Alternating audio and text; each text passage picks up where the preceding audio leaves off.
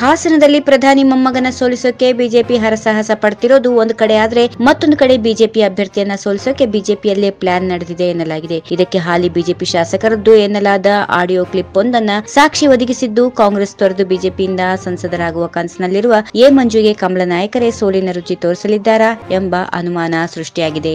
ಪ್ರಜ್ವಲ್ ಸ್ಪರ್ಧೆಯನ್ನ ಆರಂಭದಿಂದಲೂ ವಿರೋಧಿಸಿದ ಮಾಜಿ ಸಚಿವ ಎ ಮಂಜು ಇದಕ್ಕೆ ಬೇಸರಗೊಂಡು ಕಾಂಗ್ರೆಸ್ ತೊರೆದು ಬಿಜೆಪಿ ಸೇರಿ ಲೋಕಸಭಾ ಚುನಾವಣೆಯ ಅಭ್ಯರ್ಥಿಯಾಗಿ ಕಣಕ್ಕಿಳಿದಿದ್ದಾರೆ.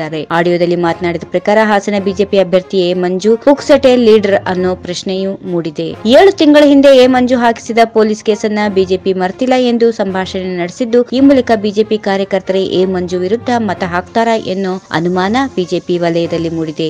ಎ ಮಂಜು 2,80,000 ಲೀಡ್ನಲ್ಲಿ ಸೋತ ಬಳಿಕ ಮತ್ತೆ ಸಿದ್ದರಾಮಯ್ಯ ಹತ್ತಿರ ಹೋಗ್ತಾರೆ ಎಂದು ಆಡಿಯೋದಲ್ಲಿ ಹೇಳಲಾಗಿದೆ. ಹೀಗಾಗಿ ಹಾಸನ ಬಿಜೆಪಿ ಅಭ್ಯರ್ಥಿ ಸೋಲಿಗೆ ಶಾಸಕ ಪ್ರೀತಂ ಗೌಡ್ ಸ್ಕೆಚ್ ಹಾಕಿದ್ದಾರಾ ಎಂಬ ಪ್ರಶ್ನೆ ಕಾಡುತ್ತಿದೆ. ಆದರೆ ಪ್ರೀತಂ ಗೌಡ್ ಹಾಗೂ ಬಿಜೆಪಿ ಕಾರ್ಯಕರ್ತ ಮಾತಾಡಿದ್ದಾರೆ ಎನ್ನಲಾದ ಈ ಆಡಿಯೋ ಅಸಲಿಯೋ ನಕಲಿಯೋ ಎಂಬುದು ಇನ್ನಷ್ಟೇ ತಿಳಿಯಬೇಕಿದೆ. ಈ ವಿಡಿಯೋ ನಿಮಗೆ ಇಷ್ಟವಾದಲ್ಲಿ ಲೈಕ್ ಮಾಡಿ, ಶೇರ್ ಮಾಡಿ, ಸಬ್ಸ್ಕ್ರೈಬ್ ಮಾಡಿ.